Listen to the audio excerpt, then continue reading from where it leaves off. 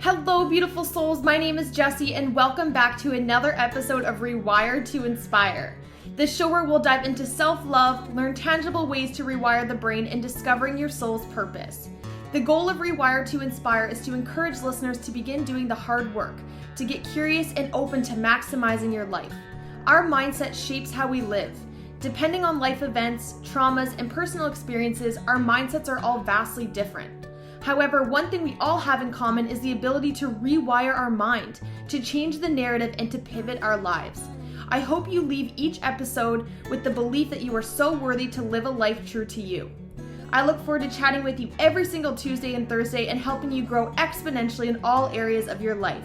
Without further ado, here's today's episode. Hello, beautiful souls. My name is Jessie, and welcome back to my podcast, Rewire to Inspire. I am super excited to be jumping on the microphone with you all for episode number 120. If you missed my last episode, it was all about one powerful question you need to ask yourself in order to focus on growing and evolving. It is a question that has quite literally transformed my life, transformed the life of some of my clients, and I hope that it does the same for you. If you are new here and you are tuning in for the first time, I welcome you to this space with open arms. I am so excited for how much this community and engagement has been growing over the last couple of months, and that is all thanks to you guys. So thank you guys so much for continuing to rate this show, for sharing this show, for just kind of sending me kind messages and expressing your kind words is the best way that I can put it. So beyond grateful. Thank you guys so much as always. And nonetheless, I am super, super excited to be jumping into today's episode. Today's episode is one that I hope also transforms your life and gives you new perspective. My goal on my podcast is to leave you guys with almost like a little taste of something to allow you to contemplate for self. I don't want to provide all the answers because that's not my role. My role as a podcaster and as a coach is never to give you all the answers. It is to give you the awareness for you to then contemplate for self, to draw your own unique conclusions. That can take time, that can take patience, and I know can also be frustrating because we all want to have A, B, and C, right? We don't want just A. We don't want to have to contemplate B to figure out C. We want the whole thing. And so in a way, if you leave my episodes and you leave this platform and you're contemplating for self and it rewires your mind in even one unique way to allow you permission to think differently, from my perspective, my job is done. Because the work comes from within, right? These are all things that I have recognized and I have lived through and I have had in my consciousness to work through. And so I want to be able to provide that for you guys as well. And so this week's episode is no different. And this is one that I hope lands for you guys because this has changed my life, my world, quite literally. And so today's topic is, what do you tie your confidence to? And really, is it accurate and is it serving you?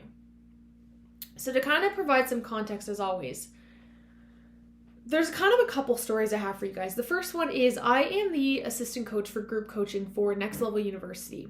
So basically every quarter there is a new group that starts of 10 individuals all focused on improving their life holistically. In this platform, we set goals, we set habits, we track them. It's honestly amazing. It's super awesome. I know that sounds kind of lame in the beginning, but tracking habits is honestly life-changing because it's awareness and it allows you to form new habits. But there's been a couple groups that the goal that they had set for themselves, so basically they set one big goal for themselves, so we call that a most important metric. From there, they then set 3 other goals, one for health, one for wealth, one for love, and habits underneath of them. One thing that a lot of folks want to set as their most important goal during the course of the 3 months of group coaching is, I want to feel more confident. I have seen this goal time and time again. And although I resonate with that deeply because I know exactly what that's like even now on a daily basis of just wanting to feel more confident.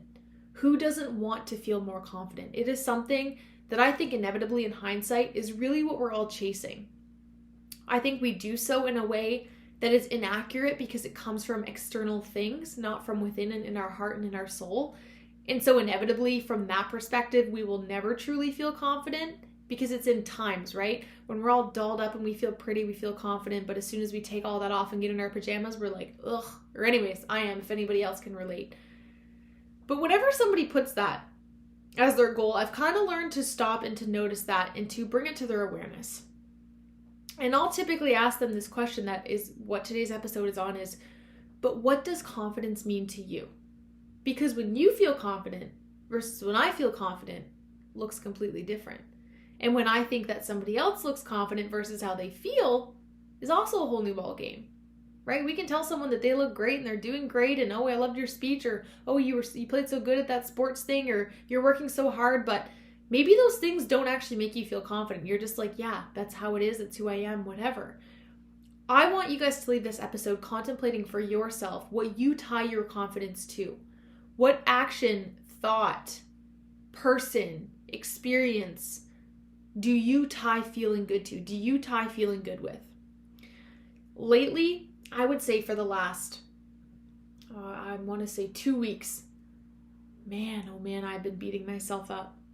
I have been having a hard time telling myself something kind.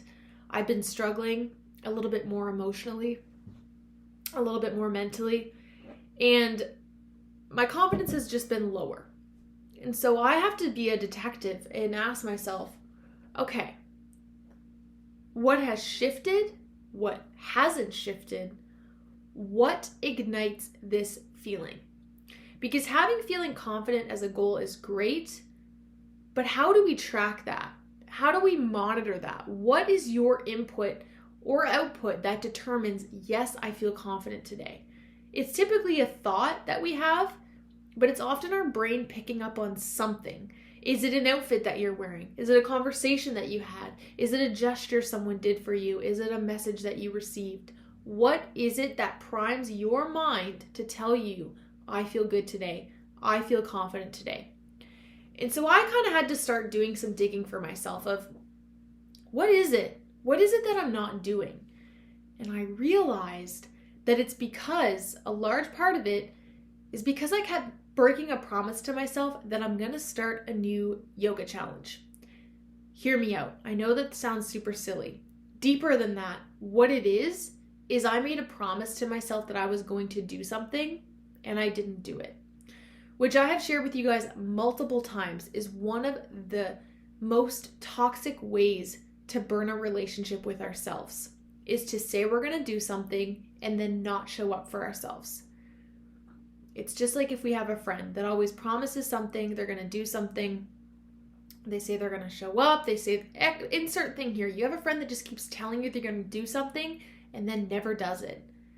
Eventually, you start to kind of lose respect for that friend and you start to almost push them away in a way because you're like, I can't trust what you're saying. You never follow through with what you're saying. I'm just going to distance myself. The thing is, we're no different with ourselves and with our mind. If we keep telling ourselves we're going to do something and we don't do it repeatedly over and over and over again, we're actually amplifying a toxic relationship with ourselves. We're starting to form that negative association with our own thoughts of like, yeah, right, you said you were going to do this and you didn't do it. I know exactly what it's like to not know where to turn, to feel alone, helpless, and stuck. My goal as a coach is to help clients from a trauma-informed perspective see your worth and develop self-belief so you may chase your dreams and trust your intuition to live the most aligned, fulfilling life possible. If you're looking to elevate your life to the next level but aren't sure where to start, I would absolutely love to connect. If you're feeling pulled or curious, please use the link in the show notes below to book your free call. I look forward to connecting and supporting you on your own unique journey. And so for me, that's how I was feeling with the yoga. I was waking up the next morning feeling like crap, quite literally. And I was like, the first thought that popped in my head is, you didn't do yoga yesterday, you better do it today. And so it didn't take me long to figure it out, but again, I've been practicing and doing this for around 2 years now, so I'm starting to get better at building that correlation. But definitely me 2 years ago, honestly, even a year ago, would have had a really hard time correlating those two things together. And so there's a couple things that we can do. A, notice the promises that you're breaking to yourself. Do you keep saying, I'm not going to eat junk food tonight, and then you still do it? Oh, I'm not going to have a drink tonight, but then you're like, oh, I'll just have one. I'll start tomorrow. Oh, I'll start that workout tomorrow. Oh, I'll send that message tomorrow. I'll start that course tomorrow. I'll do insert thing here. But we do it over long periods of time. And the longer that time is, the more our self-worth is going to take a hit. The more we're going to start to feel crummy in general in life. It's almost like we have a backpack on, and every time we break a promise, we put a brick in the backpack. And it starts to get heavier and heavier until we take action. And then we're like, yes, that felt so good. Like, it's the same as when we haven't worked out in a long time and then we do. We're like, yes, I showed up. That felt so good. I'm so proud of myself. And then we don't show up again. And guess what? We feel like crap, physically and mentally. And then we show up and then we feel really good. And it's holding on to that as well, of knowing that you're going to feel good after you do it. That can also help in this arena, because even the yoga thing, it's like, I love yoga. It's one of my favorite things in the whole world. But sometimes the hardest thing is just showing up to the mat. And if you're watching video, I'm so sorry. Speaking of mat, I just had a huge tangle in my hair.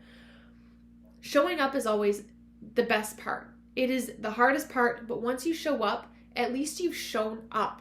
That is the thing. At least show up for yourself in whatever area. But getting curious about what you tie your confidence to. Is that working out? Is that keeping those promises to yourself, which is for all of us? Is money something that drives into your confidence? That's been another thing that's been stressing me out. I'm sure so many of us can relate. Money is a really, really hard and frustrating subject right now, given the economy that we live in. It seems like every avenue is a dead avenue, and there's just not enough resources, and everything is so expensive, and it starts to affect my mental health. And so I likely tie a little bit of my confidence to the amount of money I have in my bank account. I know that about myself. Is that true for you? Is love true for you? If you are not receiving love from other people, does your confidence start to take a hit? If you're not getting validation from other people, does your confidence start to dwindle? What's a good example of something else that we could tie our confidence to? Maybe it's doing something you're passionate about. Maybe it's a hobby. Maybe if you haven't done your particular hobby in a long time, you're starting to feel kind of crummy about yourself. Get to know yourself best, because again, I think a lot of this comes down to our values. I can look at my values beside me and I have ambition, humility, creativity, curiosity, and impact. These have shifted a little bit, but I know that these are some of my top core values. And so I know that the times that I'm not receiving those for myself and practicing those for myself, somewhere down the line, my confidence takes a hit. And so I want you to ask yourself, have you been feeling confident lately? If the answer is yes, get curious about why. What's been going good that leaks into that? What pours into that for you?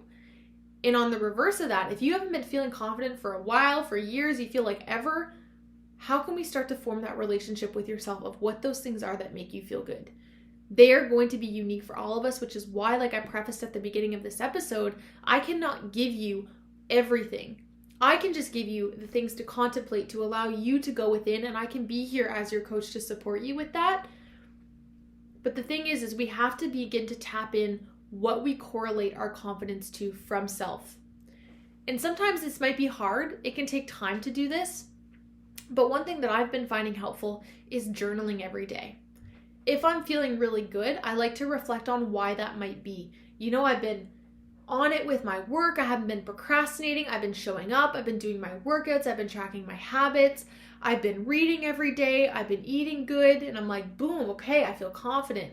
And then on the weeks where I'm not really showing up to the best of my ability, aka maximizing my potential, my confidence almost always takes a hit.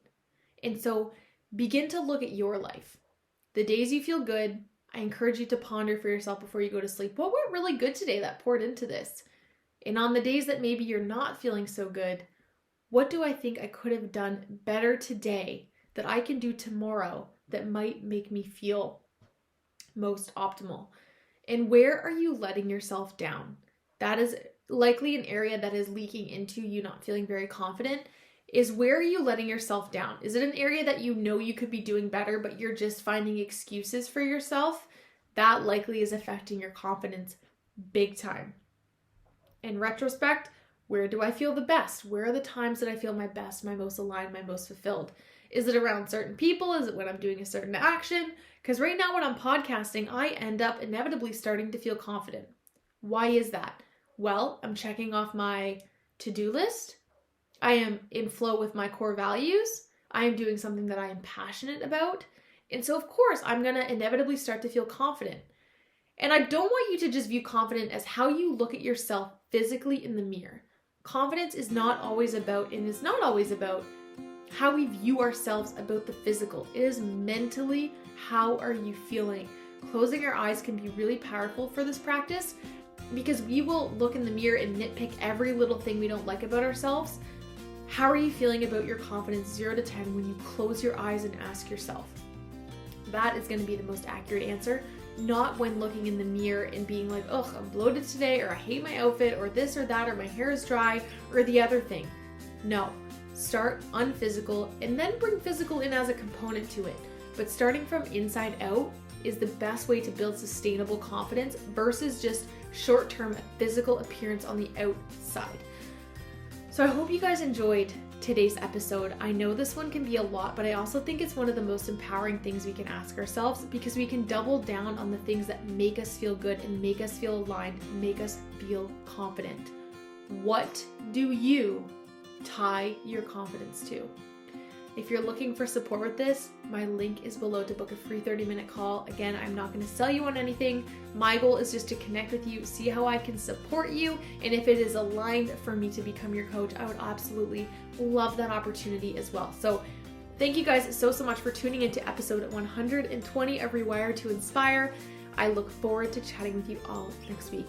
Bye, you guys. Thank you all so much for tuning into today's episode of Rewire to Inspire. I absolutely love connecting with you all, so make sure you're following me on Instagram. I am at Jessie Brown 13. If you enjoyed today's episode, please feel free to leave a review or share with someone you think would enjoy. I look forward to chatting with you all next episode. And remember, get out of your head and into your heart.